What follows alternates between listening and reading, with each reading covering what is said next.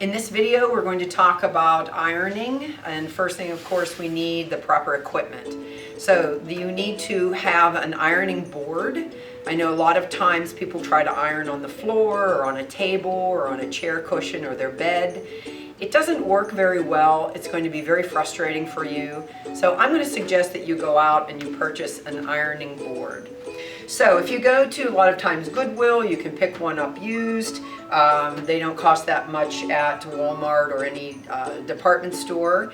And I would say it's worth the investment because you're not only going to use it your year or time here at the Academy, but you're going to also take it along with you when you leave. So I'm going to suggest that underneath your pad that you put a nice plush bath towel. And ideally we would want one that would, stretch the whole length of the ironing board. And that's going to cushion, it's going to allow that heat to come back up through onto your product or onto your clothing, and allow it to iron nice and smooth. Now this is a used cover, you can tell I'm putting this one back on. But this is important also. So if you have the choice of buying one that has a little bit of a metallic cover to it, you're going to find again that reflects the heat and it's going to give you a better ironing conclusion. And that should fit tight. A lot of times they'll come with some strings or springs underneath that kind of pull that tight. So we want to have a nice smooth surface on our ironing board, nice and secure. Where you iron is important as well. You want to make sure you have good lighting so you can see what you're doing, and you want to make sure that you obviously have an electrical outlet close to your ironing board. Well, the next purchase after your ironing board would be the iron itself. And again, this is like any tool. You're going to pay a little bit more for a higher quality iron. There are cheap irons out there, but you might find that it doesn't work that well or give you the performance that you're looking for. So I'm going to say invest a little bit of money in your iron and take good care of it.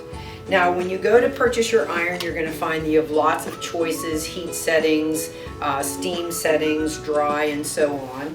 I would suggest that you purchase an iron that does have steam, and that means that it's going to have some sort of a reservoir or well where you are going to have to put water into it.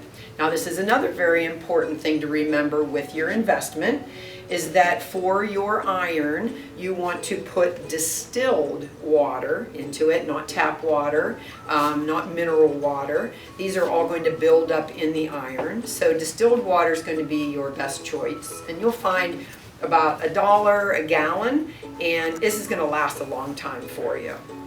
Now, some irons will come with a little pitcher that will allow you to put the water in a little bit easier. Sometimes you might just have to free pour it in. But what you want to do is you want to watch the side of the reservoir as you're pouring the water in. And the iron should really be off when you are refilling the well. And you should see the level of water coming up. And we want to stop when we hit the max line.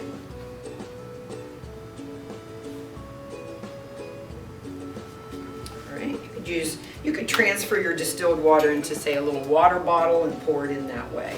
Okay, keep this handy to your ironing area. The other thing that you might want to consider would be to purchase some sort of spray starch. This is going to be important to get that nice smooth finish, particularly important when we talk about ironing the dining room shirts, and it's going to give us a nice crease.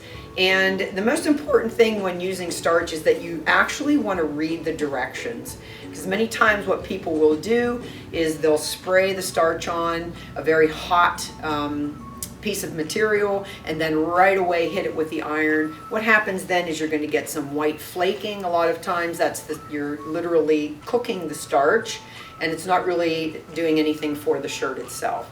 So if you read the directions, you'll see that it tells you to constantly shake, keep shaking between your spray it on, and give it just a few moments to let that fabric absorb the starch, and then you can hit it with your hot iron to get the best results.